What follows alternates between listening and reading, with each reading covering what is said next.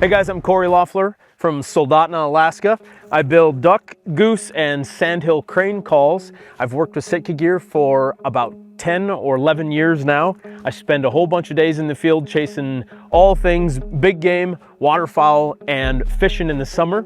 So I test a bunch of gear for them, everything from footwear, waders, outerwear, and everyday wear. So out here on the Aleutian chain of islands, I knew that we were going to be getting into some driving rain, wind, sleet, a long hike in, a lot of static, sitting, not moving, waiting for birds, just a multitude of conditions there, building heat and then heat loss. Most of the time, waterfowl hunting is very unique situations because you are building heat, walking in, you don't want to be too layered up, you don't have too much insulation on, and then while you're sitting there over the decoys waiting for birds to come in, that's a moment of heat loss, static, you're not doing anything, and you're just dissipating all that heat, and that's the time that you want that insulation to protect you and to trap some of that heat and keep it in. My gear and layering from skin to shell, I have a few pretty key pieces there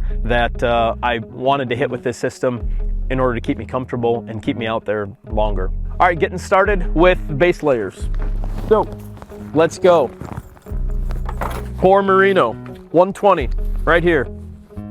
Keeps the odor off, doesn't stink, it's very breathable, helps dissipate all that heat when I'm walking in and building a bunch of it.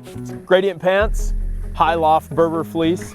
That Berber fleece doesn't compress under water weight. It's going to retain that heat and keep the insulation value under compression of water. So when I'm in waist deep water, the legs stay warm. I'm not losing heat like you would with a down piece. So that's basically it for the hike in. When I'm building a bunch of heat, I want to be able to get rid of that. I can unzip this Delta jacket real quick. That heat's gone, that moisture's gone.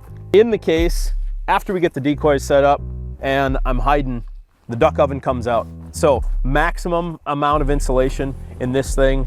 It's going to keep all that body heat in there. The duck oven is my go-to almost every day, especially when I have waders on. It is mapped insulation, so the bottom half is high loft Berber fleece, doesn't compress under your waders, so you're going to wear this underneath the waders. The top is synthetic insulation with wind stopper up here. So if you have any driving wind, it's going to stop that, keep you warm, keep all of that body heat inside of you. I love this piece. It's probably been my favorite for 10 years now and running, so a must have, absolutely. Next up, the outer piece, the Delta wading jacket. Absolutely critical piece. Gore-Tex Pro sheds all the rain, all the water, keeps me totally dry, keeps the wind from robbing heat out of my insulation layer, blocks all the wind. So this morning we had a whole bunch of wind, a whole bunch of rain, everyone was buttoned up, we had to batten down the hatches, stayed totally dry with the hood. Doesn't have any insulation, so you can control how much insulation you want to put underneath it and how much warmth you want to keep in. For early season hunts, you won't have anything, just a core merino under here, and then for the late season stuff, like we're 30 degrees today, I can layer a duck oven underneath it as well. So a couple features of the Delta jacket: magnetic shell pockets, so I can put snacks, ammo in here. The flap for the pocket stays up with the magnets. It's got high hand pockets, so when my arms are in the side pockets like this, water's dripping down off my elbow and not into the pocket or into my gloves. When the weather goes completely south and you're trying to block out the rain, it's got gasket sealing cuffs. You can completely close those off, no issues.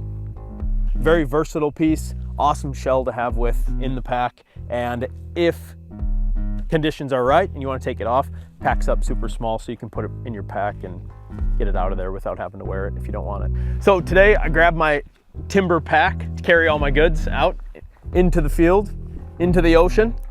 I like it because it's got a fully waterproof bottom, lots of pockets to store all my gear. I've got some Canada Goose jerky from hunts in the past, GTX gloves for putting decoys out, neck gaiter, trap in a little bit more heat, box of shells, coffee in a side pouch, plenty of pockets to store all my gear.